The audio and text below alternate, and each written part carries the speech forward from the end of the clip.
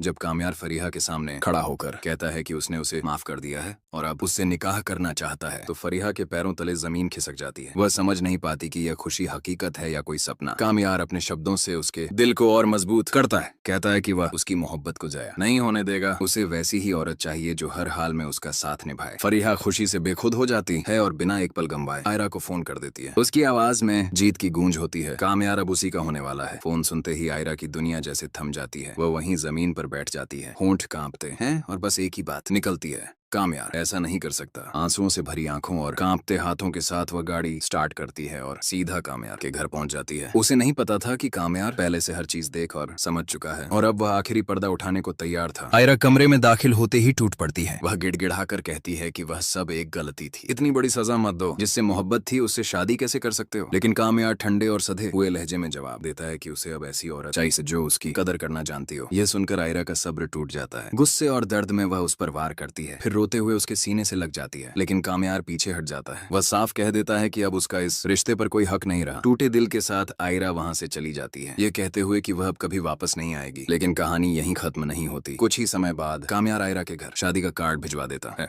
साथ में एक छोटा सा पैगाम भी कि शादी में जरूर आना। दूसरी तरफ वह अपने प्लान के मुताबिक फरीहा को लेने जाता है और गाड़ी में बैठते ही कहता है कि आयरा को फोन करके बुला लें। वह चाहता था कि आयरा अपनी आंखों से सब देखे और अपनी गलती का एहसास करे। उधर आयरा अकेलेपन में पूरी तरह टूट चुकी होती है। उसकी बहन उसे हिम्मत देती है कि जाकर अपने दिल की बात कह दे। तब आयरा पहली बार खुद से सच बोलती है। वह मोहब्बत नहीं इश्क करती है। वह बिना कुछ सोचे दौड़ पड़ती है और सीधे कामयार के घर पहुंच जाती है। वहाँ माहौल पूरी तरह बदला हुआ होता है। मौलवी निकाह की तैयारी कर रहे होते हैं। फरीहा कबूल है कह देती है और जब कामयार से पूछा जाता है तो उसकी निगाहें आयरा पर टिक जाती हैं और उसी लम्हे आयरा चीख उठती है। वह सबके सामने अपने दिल की आखिरी सच्चाई बयां कर देती है। कहती है कि वह कामयार के बिना जी नहीं सकती। ये आखिरी मौका है। यह सुनते ही कामयार के चेहरे पर हल्की सी मुस्कान आ जाती है। वह निकाह रुकवा देता है और सबके सामने सच बता देता है कि यह सब एक साजिश थी, सिर्फ इसलिए ताकि आयरा को उस दर्द का एहसास हो सके जिससे वह खुद गुजरा था। आयरा फौरन उसकी तरफ। कामयार ने आखिरकार आयरा को सजा देने का फैसला कर लिया। दर्द या बदले की नहीं थी, यह मोहब्बत से भरी एक खामोश जंग थी। उसके दिल में सिर्फ एक ही ख्वाहिश थी कि आयरा को ये एहसास हो जाए कि उसने उसे खोने के कितने करीब ला खड़ा किया है। कामयार ने अपने जख्मों को छुपाया और एक ऐसी चाल चली जो सीधे दिल पर वार करने वाली थी। उसने फरीहा को माफ कर दिया